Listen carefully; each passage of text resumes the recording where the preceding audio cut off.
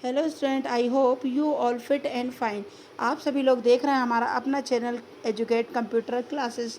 तो स्टूडेंट, अगर आपको हमारी वीडियो पसंद आती है तो प्लीज़ इसे लाइक एंड सब्सक्राइब ज़रूर करें और साथ ही साथ में बेल आइकन को भी प्रेस करें ताकि जब भी हम कोई न्यू वीडियो अपलोड करते हैं तो उसकी नोटिफिकेशन सबसे पहले आपके मोबाइल पर आए। तो स्टूडेंट, आज के हमारे इस टॉपिक में हम आपको प्रपोजिशन किसे कहते हैं ये हिंदी में समझाएंगे।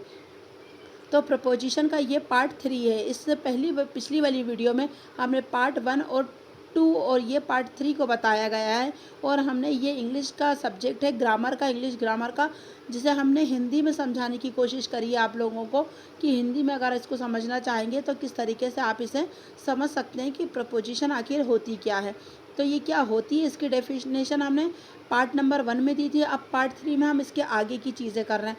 तो चलिए स्टार्ट करते हैं आज की हमारी वीडियो।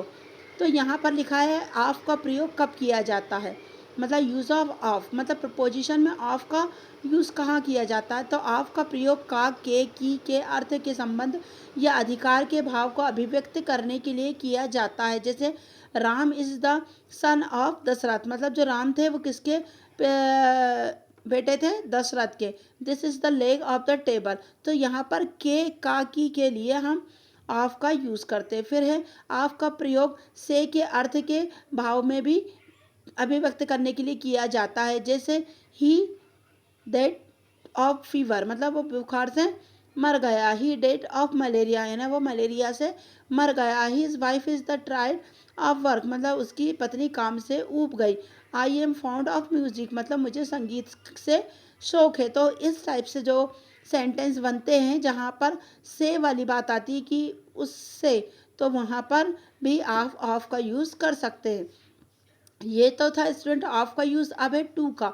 टू का प्रयोग कब किया जाता है, यूज़ ऑफ टू, मतलब टू का प्रयोग की ओर से अर्थ में लक्ष्य को बताने के लिए किया जाता है। जैसे he was going to market, she is going to Patna. तो टू का प्रयोग अर्थ तक के अर्थ के टाइम तथा प्लेस को सूचित करने वाले शब्दों से पहले होता है। जैसे the postman delivers the letter from door to door. तो यहाँ पर मतलब टाइम और जगह की बात हुई, डोर टू डोर मतलब दरवाजे से दरवाजे। फिर टू का प्रयोग पर के प्रति के अर्थ में भी होता है। जैसे he was invented to tea. तो यहाँ पर हो रहा, यानी उन्होंने इनवाइट किया है किस पर, चाय पर। Her mother invited me to dinner, he must be careful to his duty. तो ये यहाँ पर की बात हो रही है। अब स्टूडेंट, यहाँ पर हम बिटवीन और अमंग का प्रयोग कब किया जाता है, use of between and among, मतलब प्रपोजिशन में बिटवीन और अमंग का यूज़ कहाँ किया जाता है। तो बिटवीन एंड अमंग का, इन दोनों का अर्थ बीच में होता है। तुरंत इन दोनों का प्रयोग अलग अलग स्थानों पे किया जाता है। जैसे बिटवीन, इसका प्रयोग उस अवस्था में किया जाता है जब दो व्यक्ति अथवा दो वस्तु के बीच कोई बात होती है। जैसे Ram was sitting between Sita and Karan, there quarrel between I and Mohan, disturb this money between Mohan and Sohan. तो यहाँ पर दो लोगों के बीच, मतलब दो लोगों की बात की है कही है, तो वहाँ पर बिटवीन की बात होती है। फिर अमंग, अमाउंट का प्रयोग दो या दो से अधिक व्यक्ति या दो वस्तुओं के बीच किया जाता है। जैसे the letters give speech among the people, मतलब यहाँ पर दो लोगों के बीच, मतलब जो लीडर्स होते हैं वो किन के बीच में स्पीच देते हैं, लोगों के बीच में। तो disturb sweet among the children, तो यहाँ पर भी दो लोगों के बीच की। Disturb the mangoes among to all family member, तो मतलब बीच में बोला गया, बांटा गया, इस टाइप में यहाँ पर हम बिटवीन का और अमंग का यूज़। तो ये डिफरेंस था हमारा बिटवीन और अमंग का कि यहाँ पर इसका यूज़ कैसे किया जाता है।